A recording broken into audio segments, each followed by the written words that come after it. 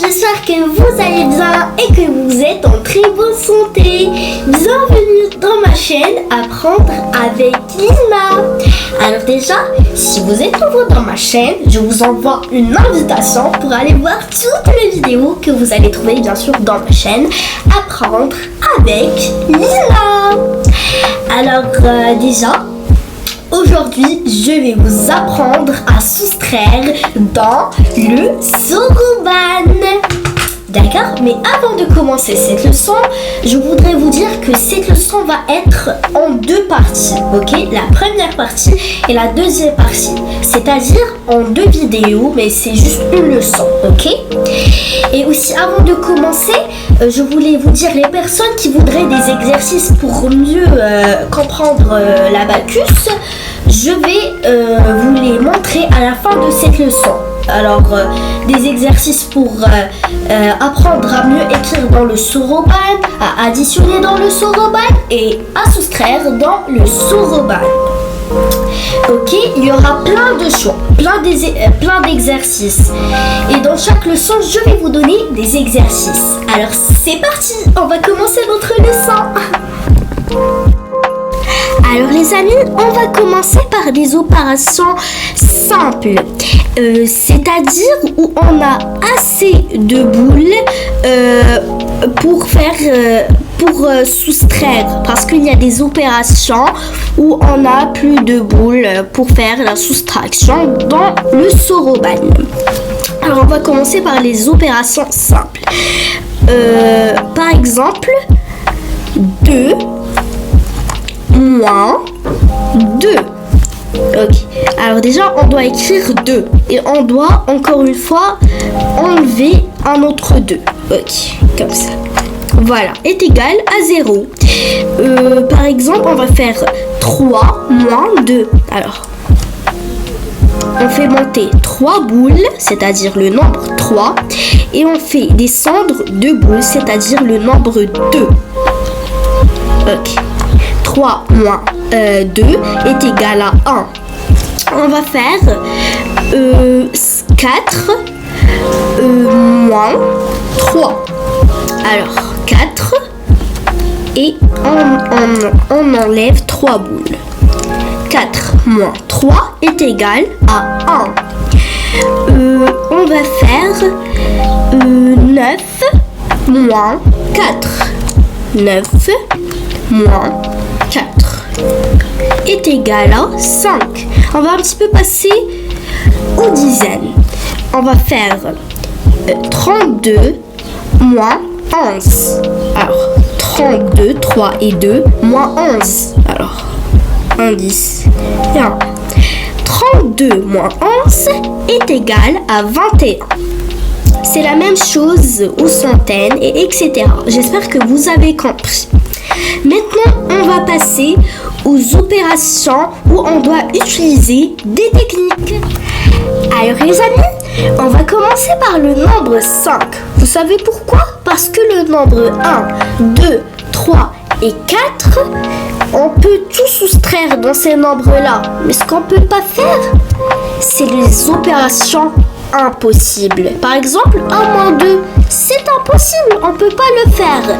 Mais là, dans l'abacus, il y a une technique qui peut rendre ces opérations possibles, comme par magie. Vous allez apprendre ces techniques dans les prochaines leçons, mais pas maintenant. Alors, voilà. Alors, on va commencer par le nombre 5. Mais attendez une minute, j'ai failli oublier. S'il vous plaît, écrivez-les dans une feuille, je vous en supplie, s'il vous plaît. Pas la peine de pleurer encore une fois, comme dans la leçon d'addition. Parce que les techniques, il faut les écrire dans une feuille, c'est très important. Toutes les techniques, pour mieux les apprendre vite, pour mieux les apprendre et voilà, par cœur comme ça, les apprendre par cœur. Alors, 5 moins 1. Alors, qu'est-ce qu'on fait? On fait monter le 5 et on fait monter le 4. 5 moins 1 est égal à 4. 5 moins 2. On fait monter le 5 et on fait monter le 3. 5 moins 2 est égal à 3. 5 moins 3. On fait monter le 5 et on fait monter le 2. 5 moins 3 est égal à 2. Alors, 5 moins 4. On fait monter le 5 et on fait monter le 1. 5 moins 4 est égal à 1. Voilà, on a fini pour le nombre 5. Et on peut même dire pour le nombre 7, 8, 9 et 10. Parce que dans les autres nombres, c'est la même technique. Vous allez voir. Alors, déjà pour 6 moins 1, on peut le faire. C'est juste comme ça. 6 moins 1 est égal à 5. Voilà, c'est facile. Alors, 6 moins 2. Qu'est-ce qu'on fait? On fait la même chose pour qu'on a fait au nombre 5. On fait monter le 5 et on fait monter le 3. Regardez bien, on va faire la même chose pour le nombre 5. On fait monter le 5 et on fait monter le 3. Mais c'est pas la même... C'est pas... regardez, là c'est 4 et là c'est 3. Parce que c'est pas le même nombre. Hein. Il y a une petite différence entre 6 et 5. Alors c'est la même chose pour le 7, 8, 9. Mais pour le 9, on peut faire moins 1. On peut faire moins 2. On peut faire moins 3. Et on peut faire moins 4. Le 9, on peut tout faire. Voilà. Maintenant, on a fini pour les nombres 5, 6, 7, 8. Voilà, on a fini pour ces nombres. On va passer au 10, 11, 12, 13 et 14. Bon, bref, j'espère que vous avez compris. Pour les dizaines. Ok. Alors, là, il y a des choses où on ne peut pas faire aux dizaines. Ok, je vais vous montrer. Alors, on va faire un exemple.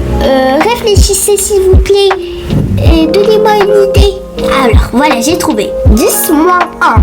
On peut pas faire. Vous allez dire, mais il y a une boule là, ça représente pas le nombre 1. Mais non, cette boule représente le nombre 10. Attention. Faites très attention pour ces trucs-là. On peut faire des fautes. Alors, 10 moins 1. Parce que là, on n'a pas de boule. Alors, qu'est-ce qu'on fait? Il y a des techniques. Mais c'est pas les mêmes techniques pour les autres nombres qu'on a vus. Alors, ces techniques, qu'est-ce qu'on fait si on veut faire 10 moins 1? Alors, on fait descendre le 10 et on fait monter le 9. Ok? Vous avez compris? 10 moins 2. On fait descendre le 10 et on fait monter le 8. 10 moins 2 est égal à 8. Ok? 10 moins 3. On fait descendre le 10 et on fait monter le 7. 10 moins 3 est égal à 7. Pour 10 moins 4, on fait descendre le 10 et on fait monter le 6. 10 moins 4 est égal à 6. Alors, 10 moins 5. On fait descendre le 10 et on fait monter le 5. Voilà. 10 moins 4.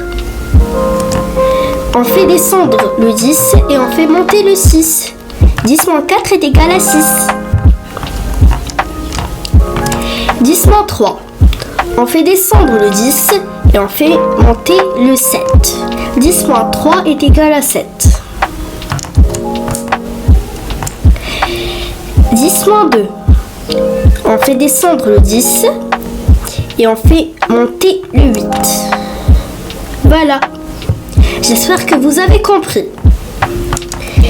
Alors, c'est la même chose pour 20. Si on veut faire 20 moins 1, c'est la même chose. On fait descendre le 10 et on fait monter le 9.